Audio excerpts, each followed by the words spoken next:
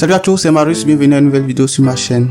Aujourd'hui, nous allons nous intéresser à l'Infinix S4 que la marque vient de lancer en ce jour même sur le marché ivoirien. Sans plus tarder, découvrons ce qui se trouve dans la boîte du téléphone.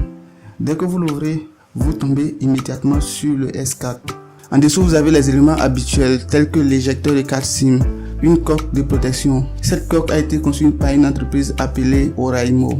On retrouve également les écouteurs, le câble, le chargeur et tous les autres papiers habituels. Après ce déballage rapide, intéressons-nous au design. Avec le S4, Infinix se démarque de ses sorties précédentes. C'est le premier smartphone de la marque à proposer une coque entièrement en verre. Cela se marie parfaitement avec les dégradés de couleurs qu'offre le S4.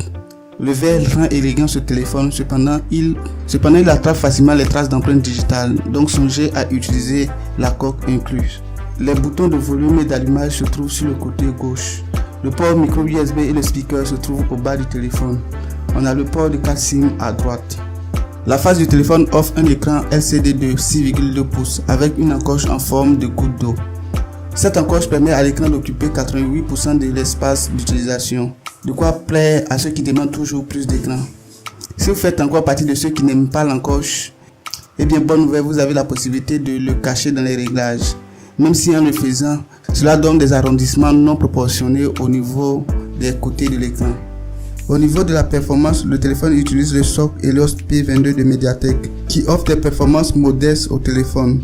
Ce processeur est capable de lancer des tâches lourdes sans souci. Vous pourrez donc apprécier vos jeux préférés sans grande perte de performance.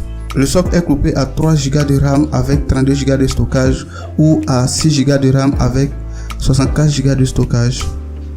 L'Infinix S4 tourne sur Android 9 avec la version 5 de iOS baptisée Cheetah.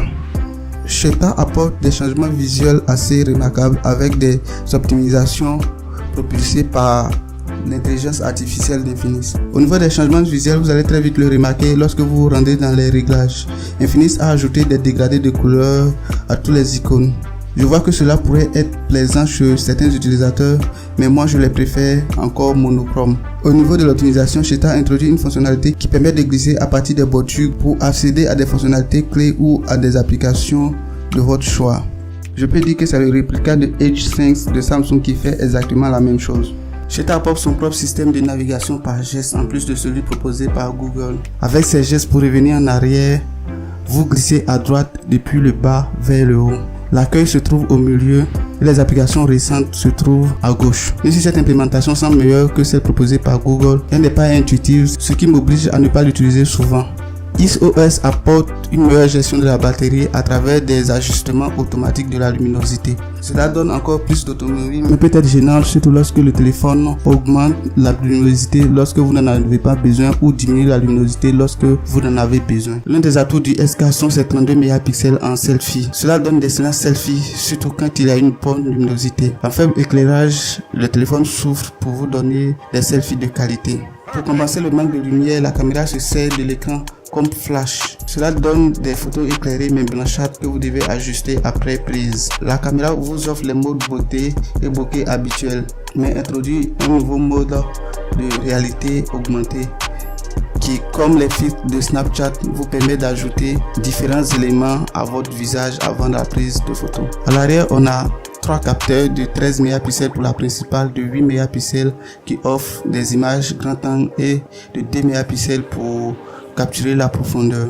J'ai été impressionné par les traitements de photos qu'offre le S4. Ces photos sont bien saturées, ce qui est plaisant à la vue. La présence du mode grand angle permet de capturer encore plus d'éléments. Les images qui suivent mettent en relief les différentes caméras du S4. On a la principale qui capture à la normale comme sur la majorité des smartphones. On a le grand angle qui ajoute plus de sujets sur la scène et vous permet de mieux apprécier le cadre de la photo. Et on a le capteur de profondeur qui réussit ce joli flou d'arrière-plan. Ce différents capteurs rendent la caméra du S4 encore plus utile. Les téléphones sont disponibles sur le marché ivoirien au prix de 83 000 pour le modèle de 32 et 3 Go de RAM et 102 500 pour le modèle de 64 et 6 Go de RAM. Voilà, c'était mon impression de l'Infinix S4. Si vous avez aimé cette vidéo, n'hésitez surtout pas à liker, à commenter et à partager à vos amis sur les réseaux sociaux. Si vous n'êtes pas encore abonné, n'hésitez pas à le faire. Merci beaucoup et à très bientôt pour une nouvelle vidéo.